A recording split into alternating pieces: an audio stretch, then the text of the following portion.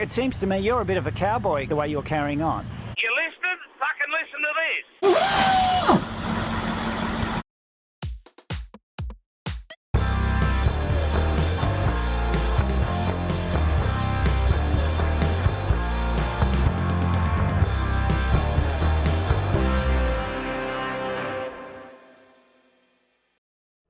Welcome back, episode 19 of the Throttle On Full Send Never Left podcast with your host, yours truly, me. Righto. Now, you might notice straight away, but how good's not having any background noise? Bloody beautiful. Got proper mic setup going on here.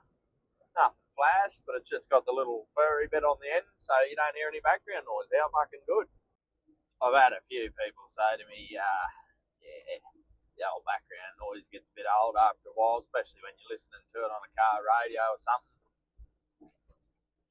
You got your own background noise happening, but hopefully from now on in it should be a bit better. You may hear a little bit, it may be a little bit echoey, but it's definitely got to be better than what it has been, especially on that last episode. I don't know what went on there. It, for some reason, wouldn't let me edit the background noise out as much as previous potties. But anyway, moving on. Hopefully it doesn't hinder me too much. Righto, since this podcast touches on men's health, men's mental health, everything like that, I want to talk to you guys about a few things that's going on in my life. Besides the obvious things that I've spoken about, but I can't stress it to you guys enough to go and get checked out, especially you guys in the transport industry where you're constantly lifting heavy loads and straining your bodies, and you might think you're not straining your body, but you sit in an air seat all day bouncing up and down, it does take a toll on your body. So over the last I want to say 2 years, I just haven't felt right in my guts. There's a problem there, and I was assuming that it was just from going fat, skinny. As much as most of you probably think, when did you go skinny? But I had this lump in my stomach, which is, I went to the doctor the other day. It's turned out to be a fair size hernia, and also have an umbilical hernia, which I knew would eventually be the case in my life because I had one when I was a child, and my mother tells me they reckon it would come back eventually. But also I haven't been feeling right in the guts. Been having dramas sleeping. I wake up early hours of the morning with pain in my back and up around my rib cage. It's just absolutely radiating to the point where you can't sleep. So it turns out also I've got to have my gallbladder out. Got a stone in there. Not worth anything apparently. I asked the doctor. A funny story actually. I said to him while he was doing the ultrasound on my guts, he kept swapping between them scan tools, and I said, mate, I'm going to start getting a bit emotional here if you grab that internal one. And he just laughed at me. He said, no, we locked that in a special room. And I said, well, fucking throw away the key because you ain't using it on me. But in all seriousness, they found the hernia and everything, and it's sizable. I lay down, lift my legs up, and she pokes out. Looks like I've got an old football in my guts there, but at least we know what it is now. Checked out, go and get some surgery, whip the gallbladder out, fix the hernias up, and should be right to go. But I can't stress it enough, and I'm hopeless for it. Is going and getting health checks, going and get your bloods done every year. People reckon you should be doing it every year, and I used to think, I'm only young, there's fucking nothing wrong with me. But I got to remember, I'm over 30 now. I'm 31. going on 32. I need to start looking after myself a bit better, and it is hard doing this job, trying to look after yourself, trying to eat healthy, trying to get enough sleep, trying to rest your body enough. We all know it's hard, but yeah, just keep going to the doctors, keep getting checked out. I had a mate, or a bloke mate that works with me. We all know him. He was in a bit of pain. Went to the doctor. Found out that his appendix had burst a week beforehand, and that's scary shit. Yeah, a lot of things can go wrong there, but he's on the mend now. He's all good. He's back driving. Got her out, got it sorted. But yeah, stuff like that. And that's why I thought with what's going on with my guts, I thought I better go and get it checked out. And hernias might sound like fuck all, but if it comes out and doesn't go back in, and yeah, you can end up with the same dramas. So just don't be ashamed to tell your doctors what you think could be wrong or what you need checked. But I have found over the last couple of years that doctors, I don't know what it is, but they don't seem to give a fuck as such. It's like they just, don't worry about that. You're too young. Well, you're never too young to fucking catch something or end up with some sort of disease or problem. I know blokes that have they tell you not to worry about getting a bowel screen test until you're fucking 45 or whatever, but I've known young fellas that ended up with bowel cancer. So, can't stress it enough, guys, look after yourselves. Because the thing we got to remember is we're not invincible. As much as we think we are, we ain't. It's no different to my old fella, like I spoke about in earlier podcasts, how he had pains in the chest and everything, and never told anyone. Well, never told the people he should have been telling. He told a few people, they told him to go and get checked out. He thought it was just indigestion, and bang, dead. And like I've spoke about, it affects everyone. Yeah, and that's the thing that I've started to realise. Like I've got two young boys, a partner, another one on the way, friends, family. You're not going to know you're dead.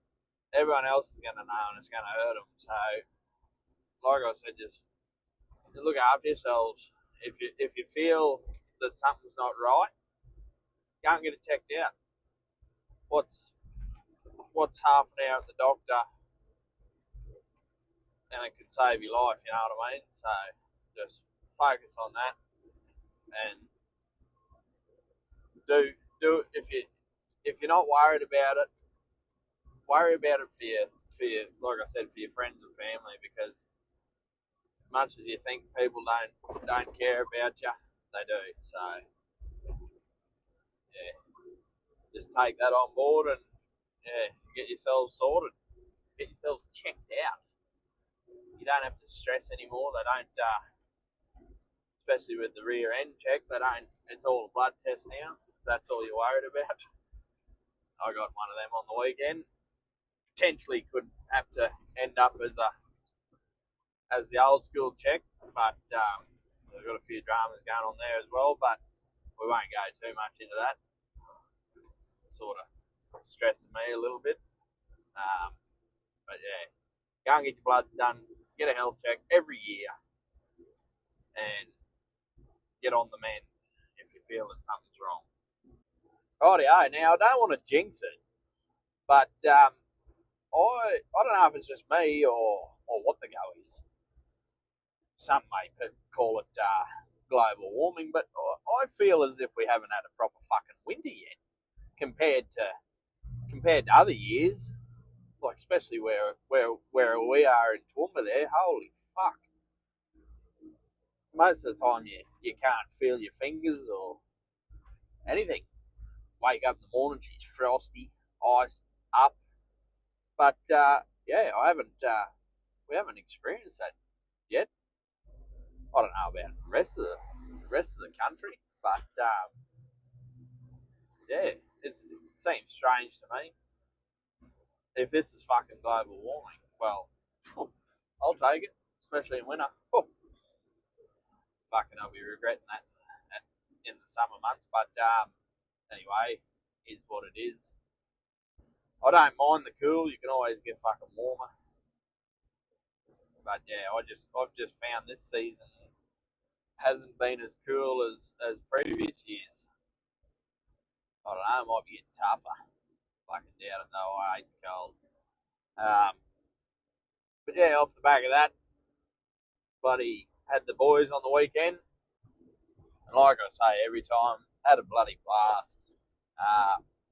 Yeah, I was just sitting there watching them play, and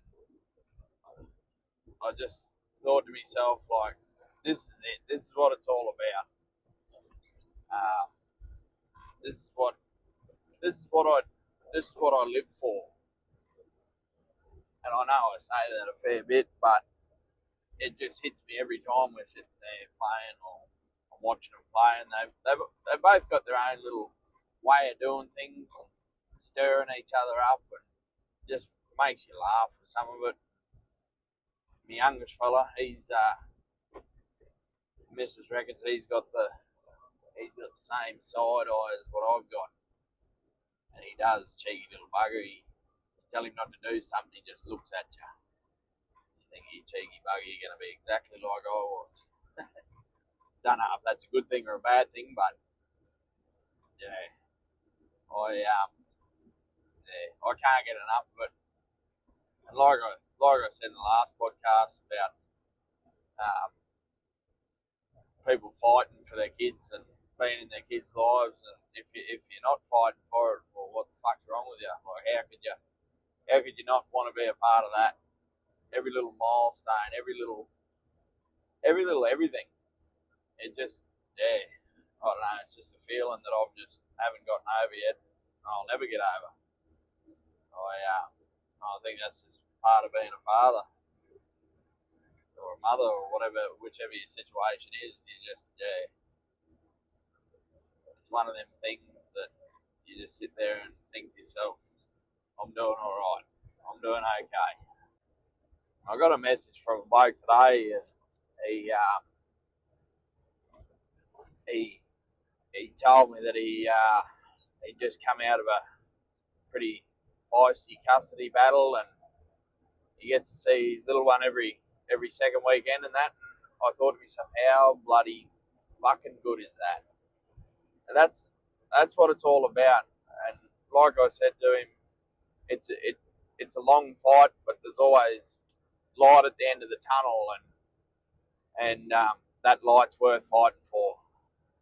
It's, yeah, I love hearing that feedback. I love hearing that stuff. People fighting their own battles and everything, and coming out with it might not be the win you want, but if every little bit of time spent with your kids is fucking worth fighting for, yeah, proud of you, mate. Like, it's bloody unreal to hear that. Another fellow out there fighting the good fight to, yeah, be in his kid's life. Bloody unreal, mate. Keep up the good stuff. Righto, we'll move on. I was on the phone to a mate of mine. Shout out to Burjo. Good way to keep energised and keep on our toes.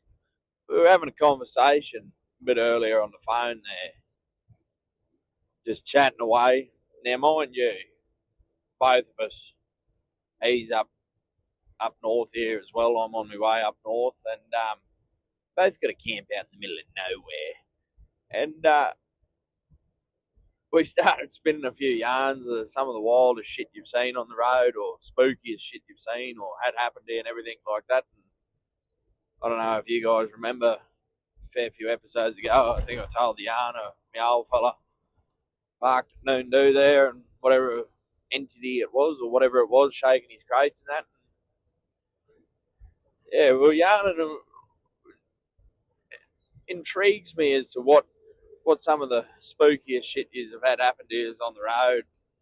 I know myself, and when I get fairly well fatigued, I've spoken of it before, I start hallucinating and stuff like that.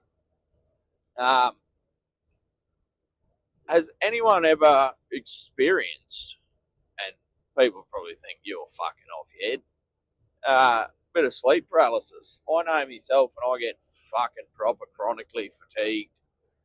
I've had a big couple of days or something like that, big couple of nights. And the first time it's happened to me years ago. I don't know if it was fucking drug induced or what it was, but I've noticed it a lot more when I get fatigued is sleep paralysis. What's everyone's experience with that? I might be the only one. Burjo knew nothing about it. I had to explain it to him, and yeah, he thought it was pretty fucking out there. But I remember I was working for a company a couple of years ago, and I'd had a big couple of days, and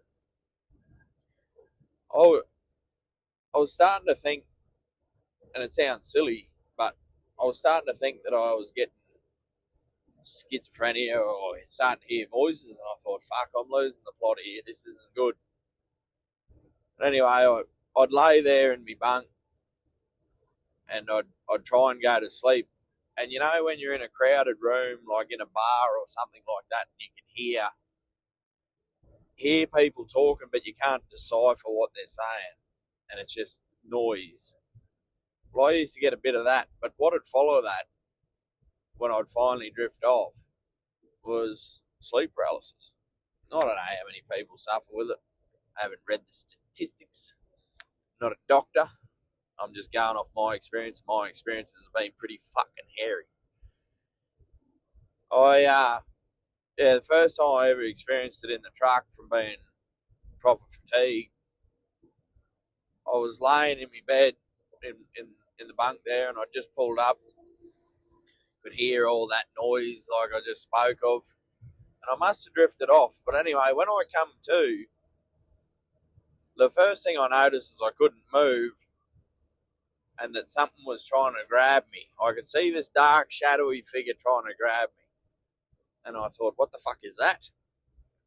And no matter what I did, I couldn't scream, I couldn't move, I couldn't, pull myself out of it.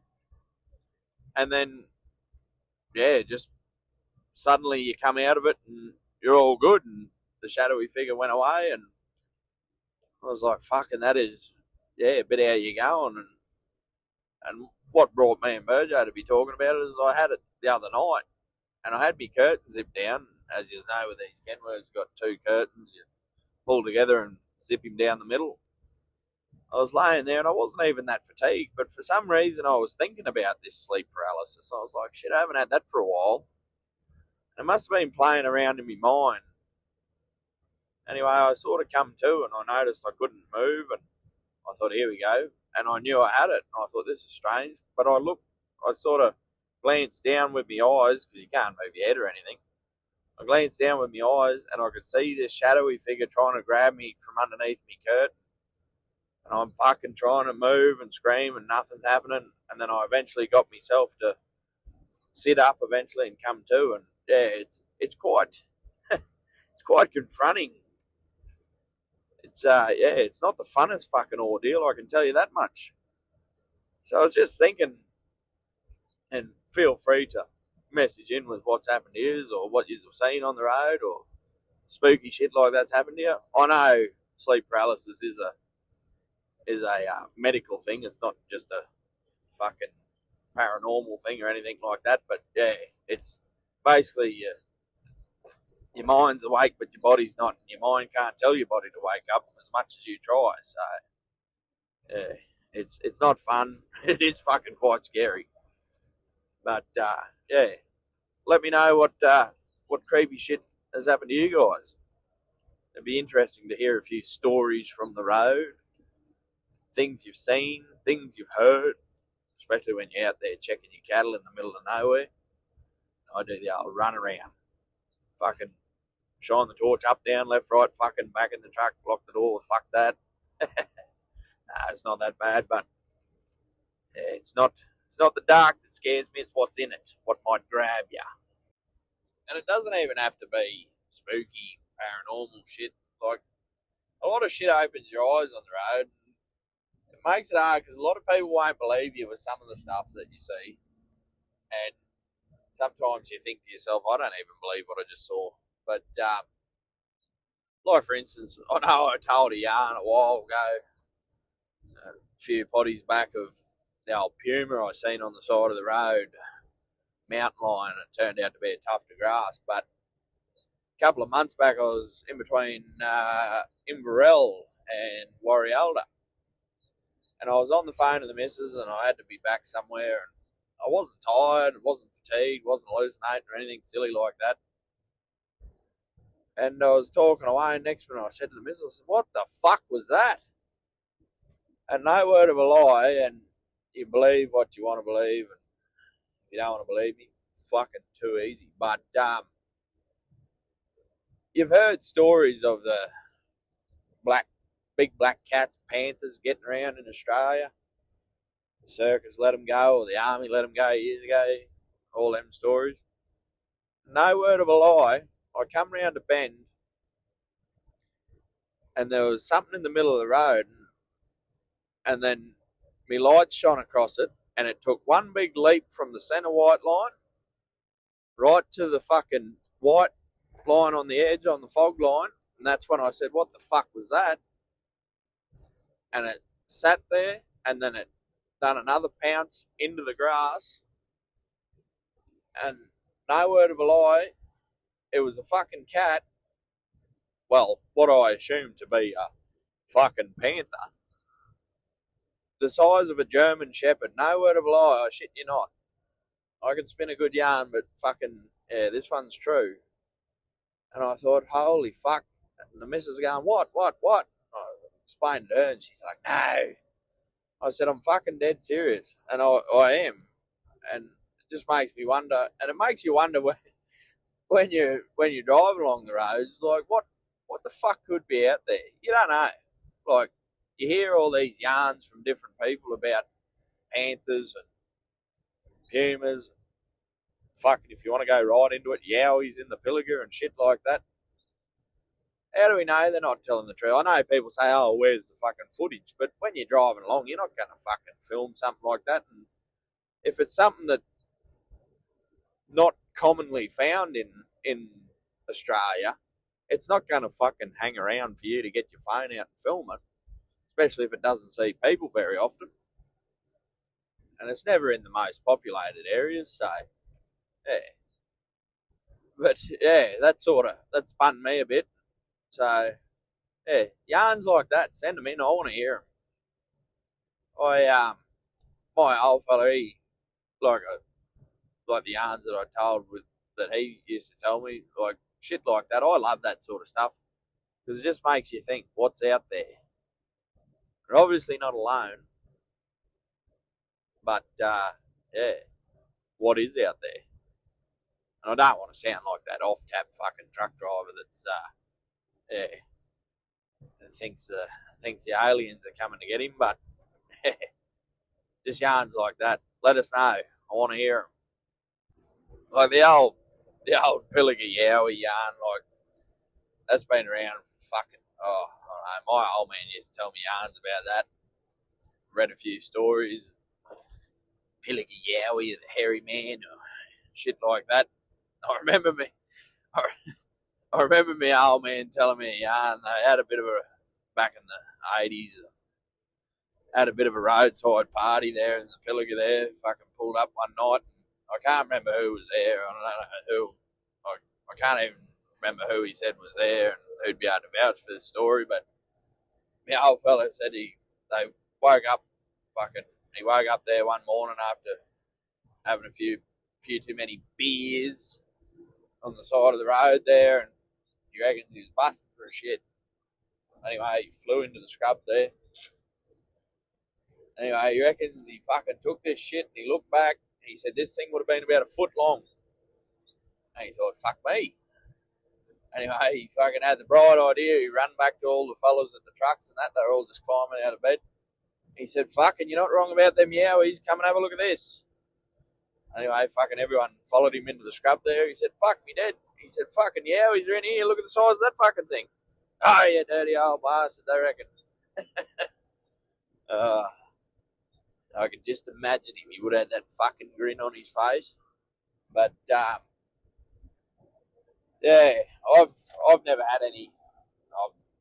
To be honest, I've never fucking pulled up at the Pilliga, but I pull up there during the day, but never really pull up there at night. Pulled up to check my cattle there once at night time, and I think I already told that yarn. Old mate reckoned he was going to fucking stab me. We're having a bit of a blue on the UHF, but yeah, I've never seen any weird shit going across there. Fucking yeah, I've pulled up there a couple of times during the day by myself to check my cattle and everything like that. Never heard anything fucking freaky or spooky or anything like that. But yeah, like I said, all that shit interests me as much as it raises the hair on the back of your neck. And you fucking, I can tell you right now, I'm not going to pull up until I get to my fucking destination. I can tell you that, and I still won't be getting out. But yeah, like I said, let us know. Send them stories in. I'll read them out. I'll have a bit of a laugh. Raise a few goosebumps. So, yeah. But anyway, moving on from that, I haven't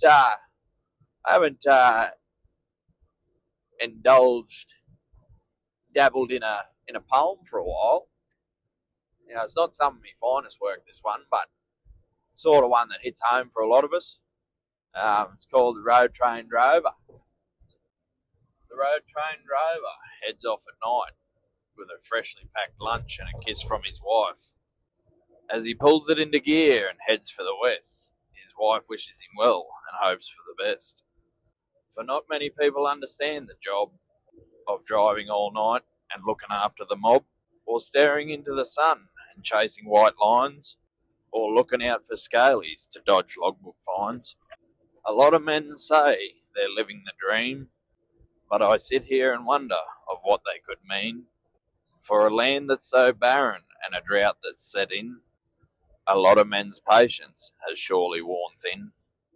But the road train drover will never give in.